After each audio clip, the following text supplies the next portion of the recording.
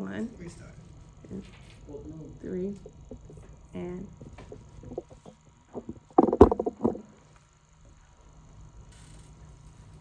Good afternoon. My name is Marquita Gladney, and I'm here today to inform you of educational discipline. And in this presentation that I'm about to do, I want to inform you that it is essential for teachers to ensure discipline in the classroom is balanced. In order for a teacher to teach her class, we have to have participation, cooperation, and coordination with the students. Discipline maintenance can be based on strict obedience to rules and punishing everyone who does not comply. Punishment does not necessarily mean the definition of punishment. It may mean you may not have the opportunity to go to recess, or you may not have the opportunity to get on the computer, or whatever the case may be, whatever form or fashion that the teacher in the classroom decides to administer. However, letting you know this approach is typical for most teachers. In today's society, we have students that come in, teachers that are in. Most teachers now are younger teachers. They're not old school teachers, they're younger teachers. So the younger teachers are more up to date, or should I say, quote unquote, more knowledgeable of what the young people need and want, like, or whatnot. Old school teachers are no nonsense teachers, most no nonsense teachers. And so with that being said, maintaining discipline and order in the classroom is important for all aspects of teaching and for you to get the education that you deserve to get. And then if there's behavior in the classroom, one student that has terrible behavior or bad behavior, or however you want to word it, can disrupt the entire classroom. You do not have that right.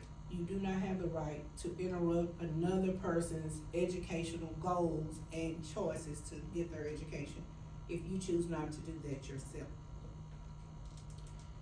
In addition, the moral character of deteriorating and may grow into bad personalities. Well, what do we define as bad personalities? Attitude, physical fights, altercations. What do we define as bad attitudes or bad or disruptive behavior? Those are some of the things that we do, that we describe, that we look at, that's important. However, that teacher still has that patience. That teacher still stands strong, she still stands tall to make sure that you get whatever work you need to get done and completed. And then some pull you out, they have a conversation. Different things may be going on with students and teachers may not be aware of it, or the administration may not be aware of it, and we send you to the office and it creates a bigger issue for you. In today's world, we have to have compassion. We have to have love. Me personally, informing you that when I come in, I don't see you, I see my own children. And so I look at you and I put my children's faces on your face, and that way I know how to treat you. I make sure I treat you appropriately because I don't want my children mistreated.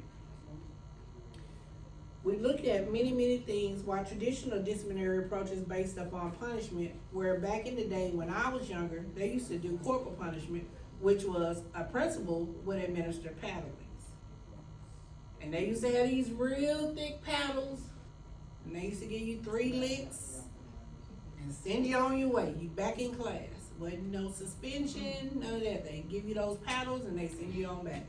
Well, they took that out of the school system. So no more administering punishment as far as in a physical manner of paddling.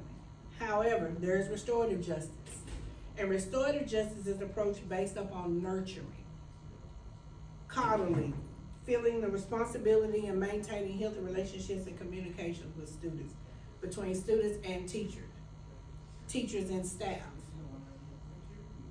According to Welsh and Little, an article came out in 2018, unlike approaches grounded on punishment and strict obedience to rules, restorative justice practices focus on how healthy relationships can be recovered in cases.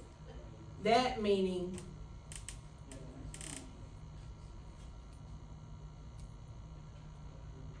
punishment is not always whatever you do on a Tuesday, Wednesday is a new day. So you have a fresh start the next day. So it's important that you do not take whatever happened to you Tuesday and bring it back Wednesday so that you can have a new day.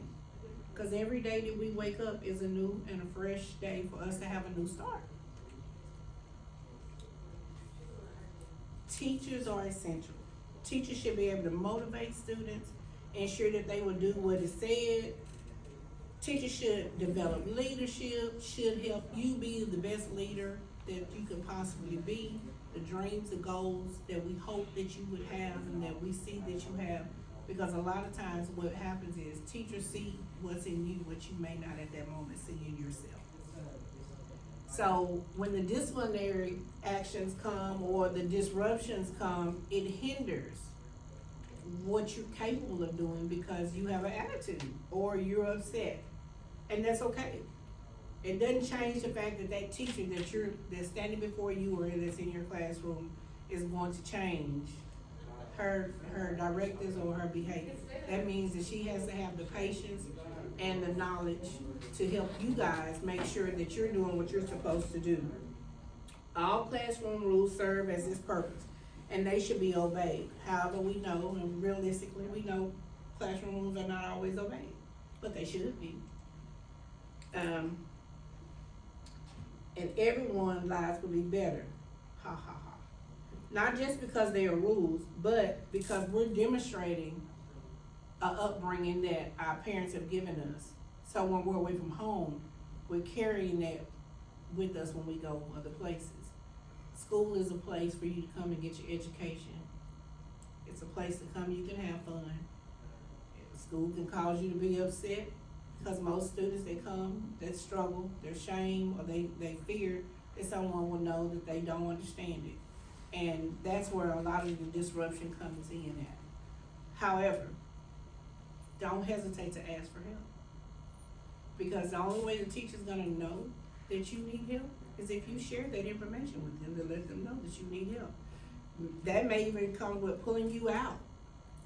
Hey, Miss Humber, hey, Miss Spikes, hey, Mr. Ashbrook, I need help. I can't do this, I don't understand this. That's no reason to be embarrassed.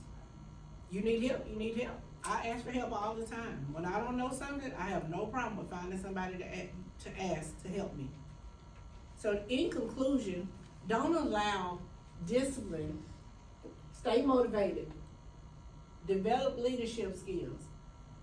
You're not a teacher, but you may be a future teacher. You may decide that one day you want to be a future teacher.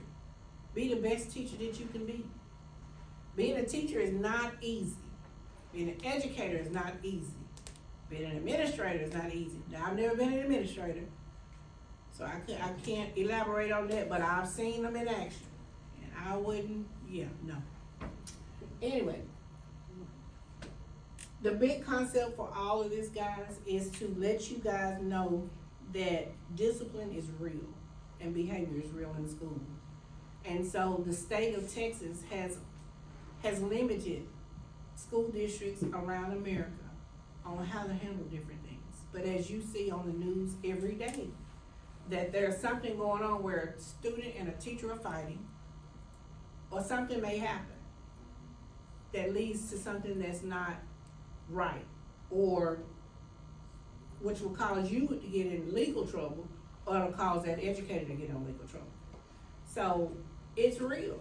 And because the laws have been made and set that you can't do certain things and there are trainings for us, you must make sure that you're doing what you're supposed to be doing.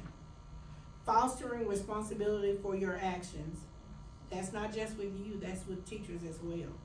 Communicating with each other. Making and restoring a relationship with your educator, which means you may have been mad at me today, but tomorrow again is a different day. So guess what? Ms. Gladney's not upset with you today. I may have been disappointed with you, but tomorrow is a different day. So it's a clean slate. And so I would hope that you and I could move past and move forward. That way I can continue to assist you to be the best student that you can be, and you can help me be the best educator that I can be. Principal key concepts of discipline creates paperwork. It's a paperwork that'll follow you your entire educational career as far as in high school. Your discipline, your behavior can follow you to college, because all of that is listed on your transcript. All that information, if they request your educational records, they can see that you've been in programs, or they can see that you've gotten in trouble. So in conclusion, I encourage you guys, and I encourage everyone to know that discipline is real, and to just stay focused. Do what you need to do, have good behavior, so that our principal at this point, which is Ms. Spikes, does not have to administer